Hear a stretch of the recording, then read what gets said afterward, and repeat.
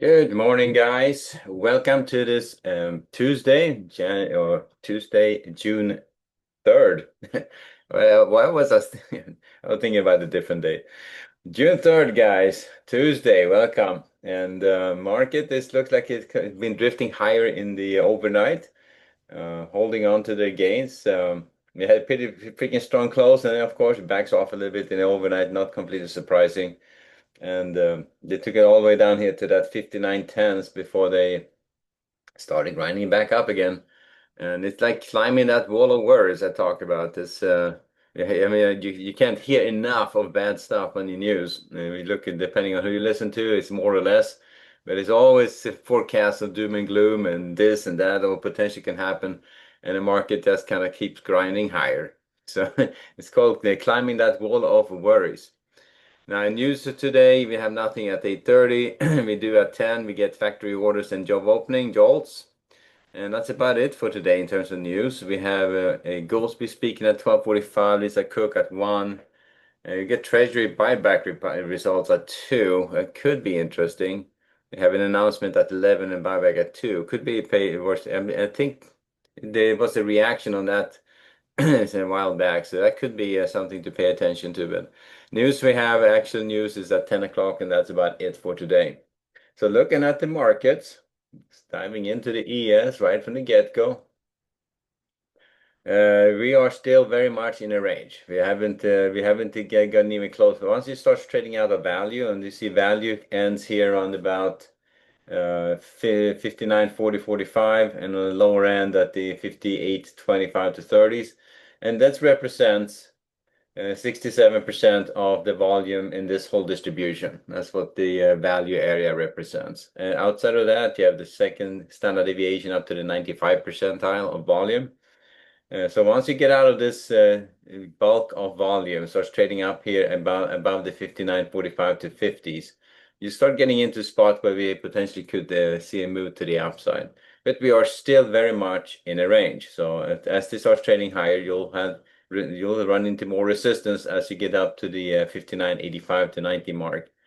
So I would just start off with a slight bias to the upside, given the overnight and yesterday's trading, the overnight. But emphasize we are still very much in the range. So I would be looking to get short against these upper areas for failure to take him out. That's our bread and butter kind of trade. And that's what happens most often, failure to take out edges. The time it breaks through, the time you may, if you're on the wrong side of that trade, you just want to have a tight stop and make sure you don't get caught in a big trade, you know. So that's just the way they had to handle that. But it's at this point, I would just start off range bound. I was maybe slight bias to the upside given the overnight. Looks like they're trying to take it higher. But I would be looking for short setups against the 59.40s, the 55s, the 75s, 85s. And as you're up at 85s, now you're up in this upper area here. So if it starts trading above 85, I would start considering the long side in a bigger way. They start taking out this upper area right there, and we are taking out this upper edge, and I think we are pretty much in a good spot to take this higher. But to get started, looking for short setups all the way up for rotations back down, and on the way down, looking to buy weakness at this point. Aggressive would be in the 59.30s, 59.20s, 59.10s, 59. 80, 58.90s, 58.80s for rotations back up again. And as you keep going, with the F1 away, so I can drag this up a little bit. And as you start going down here, you all the way down here to that 58, 15, and 20 areas, all the way down here. So all these areas down here to that 58.50, 58.40, and you keep going here. Down here, you start running into pretty good support as well. But you can see, I mean, we have levels to lean against all the way down. Let's start taking out these. You see the probe a couple of days here back down here. The biggest probe was down here at the 58.50s. So that's a good spot to lean against if you start thinking about the short side in a bigger way. They start pulling back here. You can certainly see them run down here to that 58.70 fairly easily. 58, so between 58.50 and 70, I would say it's got pretty good support area. But this is pretty much, it's still pretty much just where you see the value goes all the way down to 20. So it's still in value here, so in the value area. And as you keep going lower, you'll find more better and better support all the way down here to that 58.20, or down to the 58.10, up to the 58.30 is what I would say. 10 to 30 is where you find good support. And that comes out, if that lower level comes out, we're in trouble. And if they take out the 58, 59.90 on the way up, 85.90 on the way up, we're in a good spot to take this higher. So that's the upper edges, or that's the outer edges we are leaning against. But we are kind of to the up a little bit to the upper end of the range. So I would be looking for retest of these highs, maybe higher. We'll find out. So that's how we get started. And for the day session, I usually key in like three, maybe two, maybe three levels on each side before you can start thinking about a directional move. Even if it's trading in a bigger picture in a range, you'll see the trend starting. So if you're looking at getting short against the 40s and the 40s and the 50, 55s here, and they start taking out that area, you see I have a fair amount of range here. So there could be a nice long trade on the way up here while you're looking for that short setup. And the same thing on the way down. If you start buying it, it's looking to buy against the 59.30s and then the 20s and then the 10s. Now you're at the London low below the 5900s. You may want to start thinking about the short side just on an intraday basis and see how far they can take it. Just be mindful that you don't sell right into a support area. Selling right into the 5900 would be a problem. Getting short against the 5890s would be a problem. And it's easy enough. This picture doesn't move too much, and you get stuck looking at an F4 chart. You lose that perspective, and you can find yourself looking at the really good setup, and you're all excited about it, and finding yourself buying right into a freaking resistance area or something like that. So always keep both. Always know where you're at in the structure, and then use the F4 for your trade location and your entries. All right, so that's how we get started on the ES. Pretty much range-bound trading to get started, slight bias to the upside, looking to retest these highs. Let's see how far they can take it.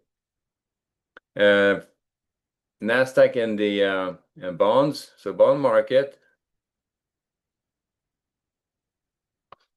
they were down here yesterday, so overnight retraced it right back up again. So now they're back above this edge again, and good. So that's no continuation to the downside. That's a good sign. And we are pretty much staying here, building value right now. So range-bound trading on the bond market. Yesterday's trading, not much to say about, but you can see here you're getting a fair amount of volume, and it's building right at this edge. Now, if I fold this together, you see that this distribution shapes up, and you start seeing a little two high volume nodes here. So chances are we're going to be building volume around the 113.20 at one point. But so far they're holding in this lower range. So I would be watching it still. It starts trading above these two resistance areas. We're probably going to find ourselves in this upper range, in which case I'm going to fold this together and just make this a big distribution. But starting off range bound on the bonds, not much else to do with that one. They're going to sell against the 26s, 113s, 113.05 to 6.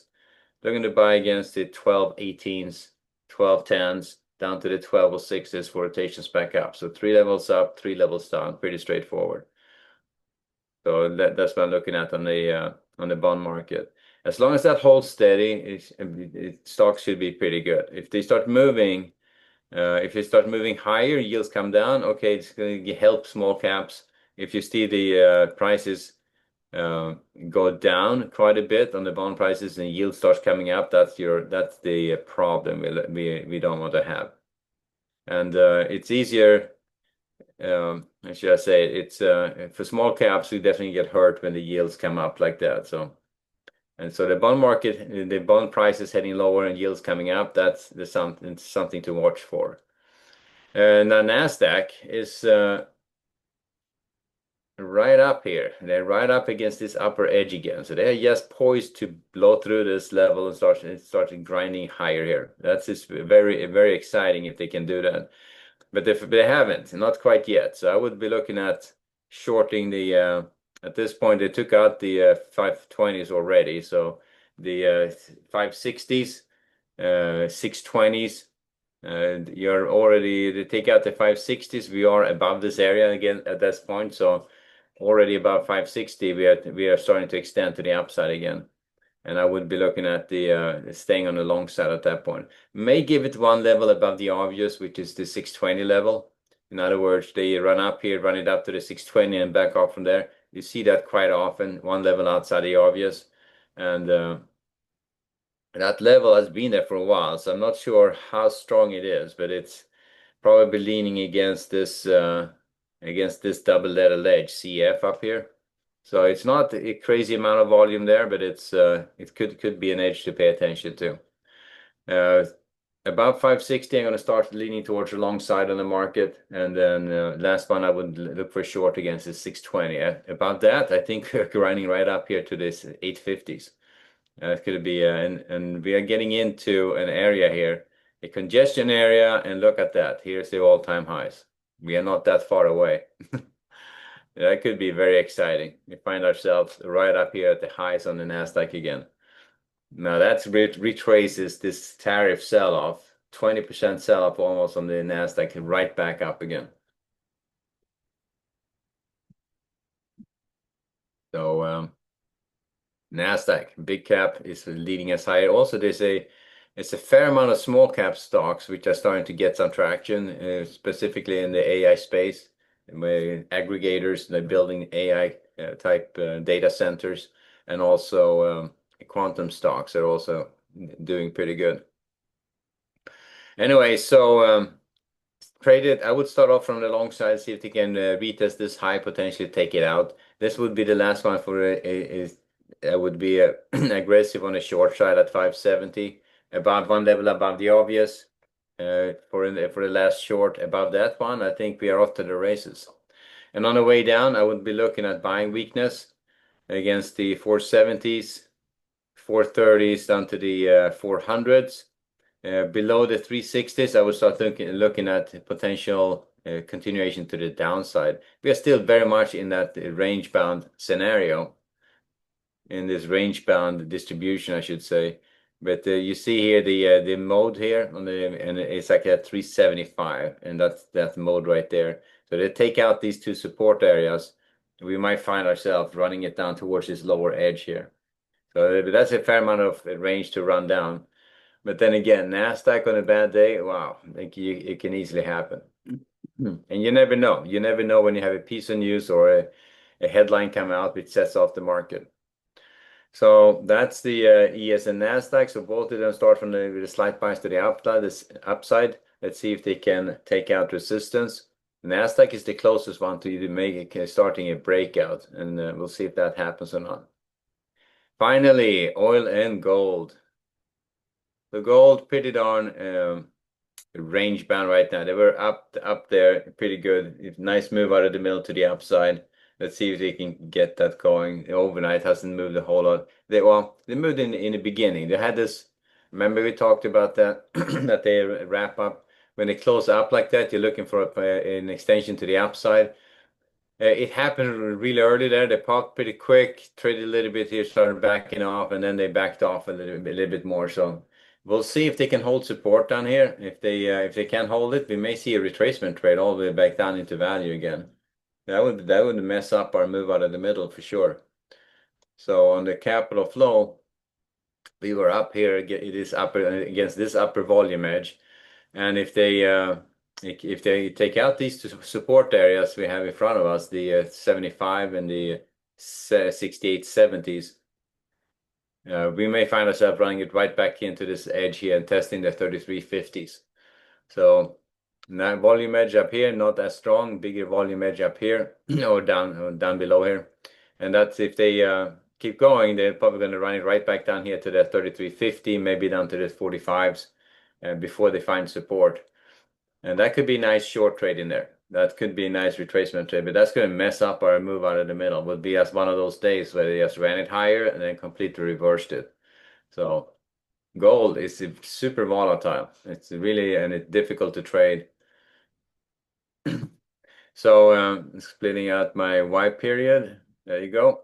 So here is your lower end, the 48 to 55s, and down to the 40s. So these are the support areas. This is that volume edge. So if they start taking out this 68 to where is that?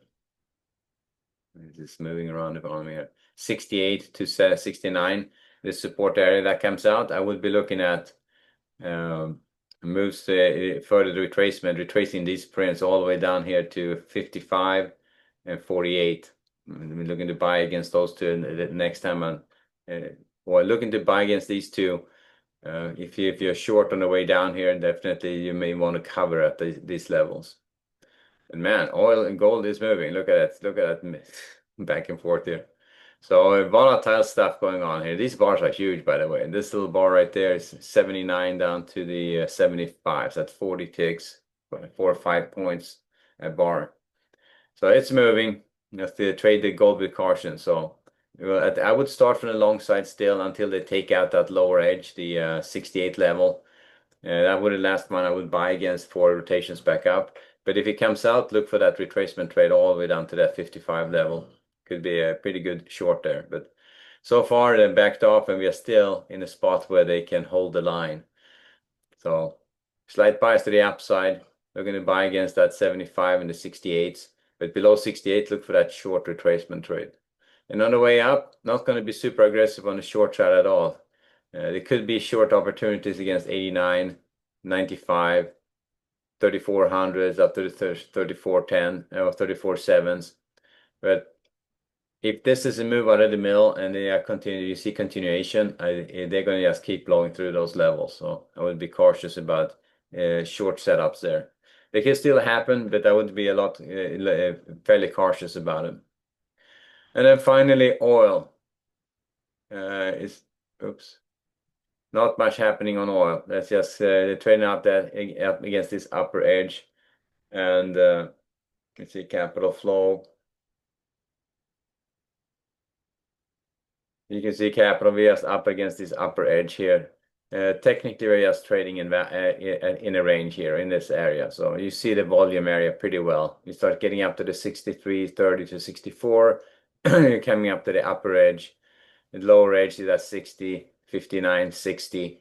Value is a bit lower though, but you see you don't have a ton of volume down here. So chances are we're going to get this at one point more trading happening down here, filling out that volume. But right now, not so much. We'll see if how the Iranian talks go, the Russia-Ukraine talks go. I think those are the biggest ones, potentially putting an upward pressure on oil. So we'll leave it there. But I would start a range bound on oil, maybe a slight bias to the upside to see if you can retest these highs, maybe take it out. But I would be looking for short setups against that 63.20. Yeah, they just took it out, so it kind of passed us. But 63.80 and the 64.10 here for rotations back down. Those are the areas to get short against for rotations back down again.